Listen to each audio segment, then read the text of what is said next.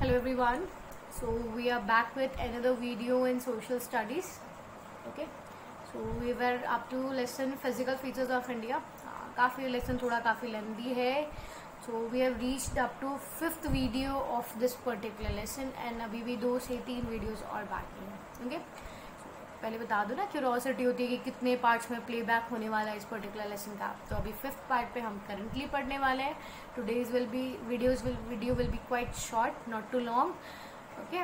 आगे भी 2 से 3 पार्ट्स और होंगे इस वीडियो से, इस पर्टिकुलर लेसन के. सो व्हाट टू टुडे, पहले का तो मैं अजम्पशन ले रही हूँ, ठीक है, कि आप लोगों को बहुत अच्छे से सब कुछ समझ आ चुका है. ओके. तो I have already told you in the previous class also that you people are much smart, बहुत स्मार्ट हो. Okay, so now let's start our today's topic. तो बेटा हम लोग नॉर्दर्न प्लेन्स के बारे में बात कर रहे थे, है ना. तो आप लोगों ने ये भी देख लिया था कि नॉर्दर्न प्लेन्स कैसे बनते हैं.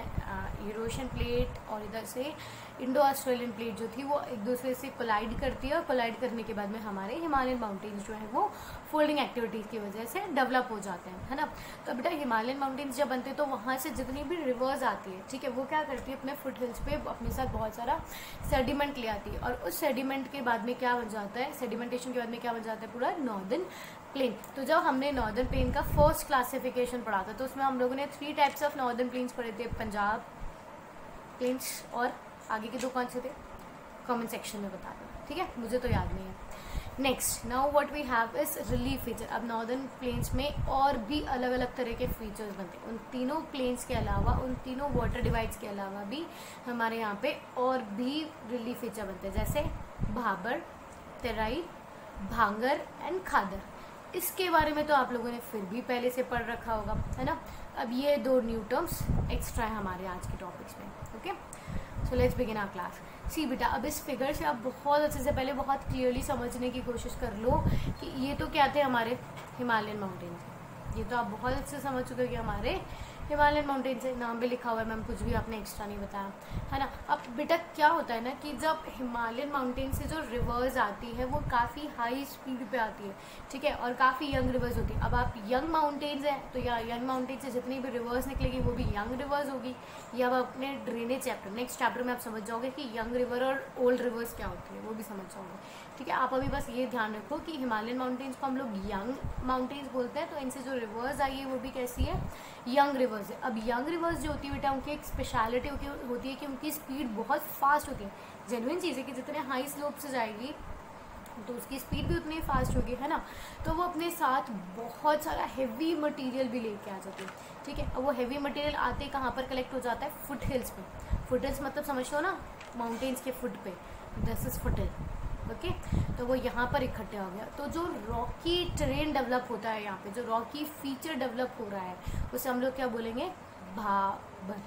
समझ में आ गया, बहुत क्लियर है. हमें यहाँ पे वापस से समझो, इसको हम आगे और अच्छे से डेफिनेशंस के थ्रू भी समझेंगे, पर पहले यहाँ पे समझने की कोशिश करें. हिमालयन माउंटेन्स से जो रिवर्स आती है वो अपने साथ में बहुत हैवी लोड्स ऑफ सेडिमेंट्स लेकर के आती है, ठीक है. तो जैसे ही वो फुट हिल तक पहुंचती है और वो क्या करती है, फुट हिल पे अपना सारा जो हैवी लोड होता है वो यहीं पे एक जगह सेटल डाउन कर देती है, ठीक है. और इसकी वजह से यहाँ पे क्या हो जाता है, हैवी रॉक का कंसोलिडेशन हो जाता है, कलेक्टोटाइजेशन हो जाता है, ठीक है. तो ये क्या बन जाता है, हमारा भाबर बन जाता है. फर्स्ट फीचर समझ में आ गया.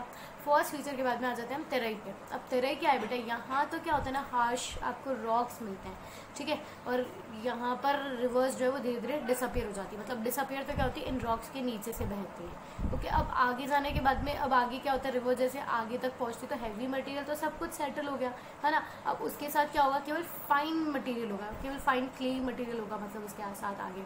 तो अब जब यहाँ तक जाती तो वो फाइन सॉइल लेकर के जाती है अपने साथ में. ओके, अब उस फाइन सॉइल की वजह से यहाँ पे क्या होता है कि ये एरिया जो होता है वो बहुत ज़्यादा हाईली डेंसली फॉरेस्ट्री एरियाज में कन्वर्ट हो जाता है.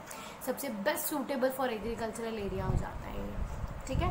समझ में आया आपको ये चीज़ अच्छे से कि तेरई क्या चीज़ है. ये जो एरिया होगा ये बहुत ज़्यादा मतलब प्लांट्स, और आपको ये चीज़ समझ लो कि आपको बहुत ज़्यादा यहाँ पे फ्लोरा देखने को मिलेगा, वेजिटेशन आपको यहाँ पे देखने को मिलेगा। ओके, फिर उसके बाद में आ जाते हैं बेटा हम लोग भांगर एंड खादर कौन सी चीज़ है। अब आगे हम लोगों ने पढ़ तो रखा है कि ये फॉर्म्स ऑफ एल्यूवियल सॉइल होता है ना, दो तरह के एल्यूवियल सॉइल होते हैं, खादर एंड भांगर। इसको समझो, अगर नहीं भी आता है तो आगे समझो, क्योंकि 10th क्लास में भी खादर एंड भांगर आपको वापस से पढ़ना पड़ेगा टाइप्स ऑफ सॉइल में। तो मैंने आपको बताया था कि नॉर्दर्न प्लेन्स जो होते हैं वहाँ पे क्या होता है कि एल्यूवियल सॉइल डिपॉजिट हो जाता है ना। तो बेटा एल्यूवियल सॉइल तो डिपॉजिट हो गया, वो तो हमें समझ में आ गया। अब एल्यूवियल सॉइल जो है वो 2 पार्ट्स में क्लासीफाई किया जाता है, पहले आप उसको समझ लो, ठीक है, फिर आपको ये चीज़ समझने में बहुत ईजी रहेगी। सी, अब हमारा जो भांगर एंड खादर क्या होता है, ये एल्यूवियल सॉइल के 2 पार्ट होते हैं। जो न्यू फॉर्म होता है उसे हम खादर कहते हैं, और जो ओल्ड फॉर्म होता है उसे हम लोग क्या कहते हैं, भांगर। ओके, तो नाम से समझ में आ रहा है खादर और न्यू भी है तो ये क्या होगा, मोर फर्टाइल, एंड भांगर इज ओल्ड तो ये क्या हो जाएगा, लेस फर्टाइल। ठीक है, ये it has more fine particles and it has less fine particles. मतलब इसमें क्या होता है ना बेटा, इसमें एकदम फाइन मिट्टी बहुत अच्छी, बहुत जो बोलते हैं ना फाइन, जहाँ पे सॉइल को ब्रेक डाउन करने की जरूरत नहीं पड़ती, वो अपने मतलब फाइनेस्ट फॉर्म के अंदर वहाँ पर अवेलेबल होता है। पर अब जो भांगर होता है उसके अंदर ना कंकर नोड्यूल्स वहाँ पे बनने लग जाते हैं। अब कंकर नोड्यूल्स क्या होते हैं, इसको समझने की कोशिश करो केवल, कि आपने बहुत सी बार मिट्टी में देखा होगा कि कुछ ऐसे मिट्टी जो होती है ना वो कलेक्ट होकर के स्टोन्स का फॉर्म लेने लग जाती है। ठीक है, ज़्यादा हार्ड नहीं होता है, उसको अगर आप हाथ से क्रैक करने की कोशिश करोगे, ब्रेक डाउन करने की कोशिश करोगे तो इजीली ब्रेक भी हो जाएगा। ठीक है, पर वहाँ पे जो कंकर नोड्यूल्स वहाँ पे बनने लग जाते हैं। ओके, लोअर कंसंट्रेशन ऑफ कंकर नोड्यूल्स यहाँ नहीं होता क्योंकि यहाँ पे फाइनर पार्टिकल्स होते हैं, राइट। पर यहाँ पर हाई कंसंट्रेशन होता है, यहाँ पर जो मिट्टी होती है वो कलेक्ट होकर के स्टोन्स के फॉर्म में इकट्ठे होने लग जाती है, इसलिए यहाँ पे लेस पार्टिकल्स होते हैं। हमें ज़्यादा ध्यान नहीं रखना, हमें क्या समझना है, एल्यूवियल सॉइल के 2 पार्ट्स है, ये वाला फर्टाइल है और ये वाला कंपैरेटिवली लेस फर्टाइल है। ओके, ये आपको खादर एंड भांगर में से समझ चुके हैं। आप खादर एंड भांगर में से और एक और चीज़ समझाती हूँ मैं आपको कि खादर एंड भांगर क्या होता है, अब यहाँ पे समझो। ठीक है, अब बेटा क्या होता है ना, खादर एंड भांगर सॉइल बनते कैसे, ये भी चीज़ समझते हैं हम लोग। अब ये जो रिवर है ना, ये इसका बेसिक टाइम है। ठीक है, अब यहाँ पे रिवर जो है वो अभी इस पर्टिकुलर टाइम पे फ्लो कर रही है। ठीक है, समझ गए, ये इसका basic, just a minute, just a minute, what is happening?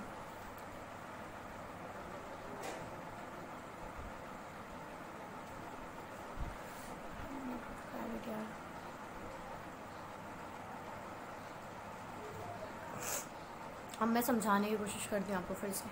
ठीक है, ये हमारी जो है ना, ये अभी हमारे रिवर बेस है। ठीक है, ये रिवर का जो फ्लो ड्यूरेशन है वो all through out the year यही रहता है।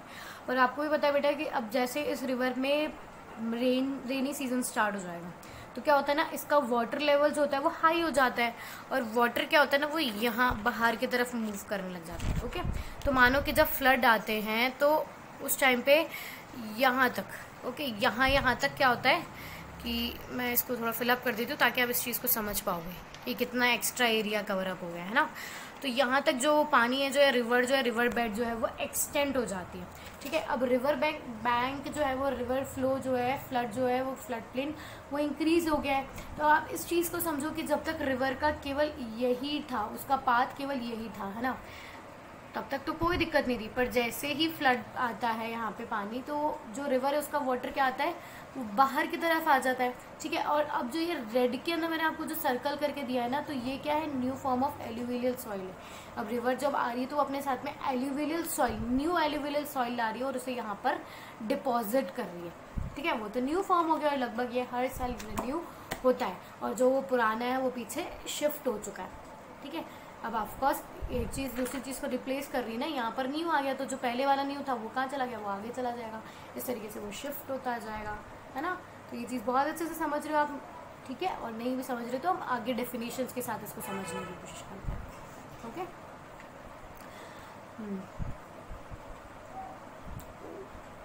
शिट,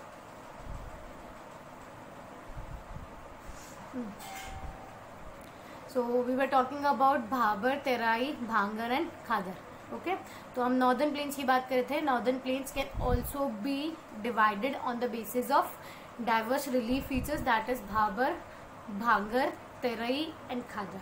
सबसे पहले हम बात करते हैं भाबर की। तो हम पहले ही समझ चुके हैं कि भाबर किसे बोला जाता है, जो this area is comprised of pebble, compromise of pebbles. Pebbles मतलब समझते हो ना, बड़े बड़े rocks, okay, which are brought down by the river streams and they disappear in the Bhabar belt. अभी by these rivers and streams disappear in the Bhabar belt. See, अब आप इस चीज़ समझोगे कैसे। अब वापस से भाबर को बहुत तरह बाकी सब चीज़ें आपको समझ आ जाएगी। इस चीज़ को समझने की कोशिश करो। देखो यहाँ पे आपको माउंटेन्स दिख रहे हैं ना, ये शिवालिक रेंज थी, ठीक है। तो ये शिवालिक रेंज से जैसे ही रिवर आई, वो अपने साथ उसने क्या किया, इन हैवी रॉक्स जो लेके आई थी उन सबको सेटल डाउन कर दिया, ठीक है। अब बेटा आप कभी भी देखो तो आप अब यहाँ पे क्या होगा ना कि अब ये रॉक्स इतने सारे होंगे, ठीक है। तो अब पानी क्या करेगा ना, अब जो रिवर जो थी, वो स्ट्रीम जो थी, अब वो आपको बाहर यहाँ पे देखो कम, वो इनविजिबल होने लगी है ना, वो गायब सी होने लगी।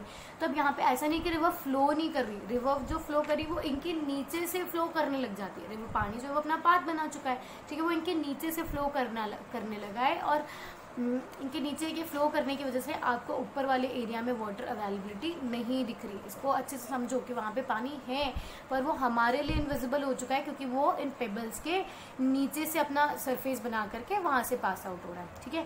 तो ये चीज़ समझाने की कोशिश करी थी। This area is compromise of pebbles, समझ में आ गया, ठीक है। तो उन पेबल्स को कौन लेकर के आता है, रिवर्स ही लेकर के आती है। और जो ये स्ट्रीम्स है वो डिसअपेयर हो जाती है भाबर बेल्ट में। इस बेल्ट में जैसे रिवर्स आती है तो वो अपने आप डिसअपेयर हो जाती है। ये भी आप समझ गए, ठीक है। अब नेक्स्ट हमारे पास तेरई है। अब तेरई पेबल के बाद में आता है, ये भी समझ चुके हो ना आप, है ना।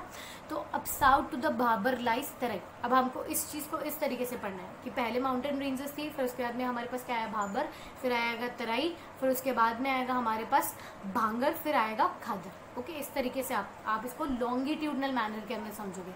तो south to the Bhabar lies Terai region, it is wet, गीला गीला रहता है यहाँ पे बहुत ज़्यादा, मतलब आप समझोगे कि वहाँ तो पेबल्स थे, तो इस वजह से क्या होता है कि वहाँ की जो रिवर्स थी वो अपने आप ही डिसअपियर होने लग जाती है। और ये पर्टिकुलर तरह ऐसा रीज़न होता है कि यहाँ पर जो हमारी स्ट्रीम्स थी वो रीअपियर होने लगी है। तो that is why this area is wet and swampy. Swampy मतलब क्या समझते हो कि ये जो एरिया यहाँ पर हाई वेजिटेशन आपको देखने को मिलती है, ओके, एंड मार्शी रीजन। अगर हम फर्स्ट पिक्चर में बात भी करें तो आप देखो यहाँ पे क्लियरली आपको ये विजिबल होगा कि देखो यहाँ कितना डेंसली ग्रीन दिख रहा है ना ये आपको। तो यहाँ पे जो एग्रीकल्चर की अगर मैं बात करूँ, फॉरेस्ट फॉरेस्ट की अगर मैं बात करूँ तो वो यहाँ पे आपको रीअपियर होते हुए दिखाई देंगे, okay, where the streams and rivers re-emerge, okay. This region is thickly forested and full of wildlife, ये भी समझा चुकी हूँ। Over the period of time forest have been clear to create agricultural land. आपको पता है ये तो जनरली जैसे जैसे हम लोगों ने एग्रीकल्चर इम्प्रूवमेंट किया, एग्रीकल्चर एक्टिविटी को इन्हांस करने की कोशिश करी, उसी तरीके से क्या हुआ कि हमारे जो फॉरेस्ट है उनको क्लियर होकर के एग्रीकल्चर एरियाज में से कन्वर्ट कर दिया गया, ठीक है। अब एग्रीकल्चर एरिया आपको क्यों, इन फॉरेस्ट एरियाज़ को आपको एग्रीकल्चरल एरिया में कन्वर्ट करना पड़ गया, ये भी समझो कि बेटा आपको पता है कि हाँ ठीक है, लैंड लिमिटेड होती है। अब लैंड इम्प्रूव करने के लिए क्या किया गया था कि अब जैसे आप समझ रहे हो कि उस टाइम पे इंडिया में पार्टीशन भी हुआ था, तो बहुत सारे ऐसे लोग थे जो पाकिस्तान से मूव ऑन करके यहाँ आ गए थे, है ना। तो अब वो मूव ऑन करने के लिए यहाँ पर आए थे पाकिस्तान से, तो उनको एरिया चाहिए था, तो इसीलिए उन्होंने क्या करना स्टार्ट किया, फॉरेस्ट को कट डाउन करके वहीं पर सेटल होना स्टार्ट कर दिया था, ठीक है।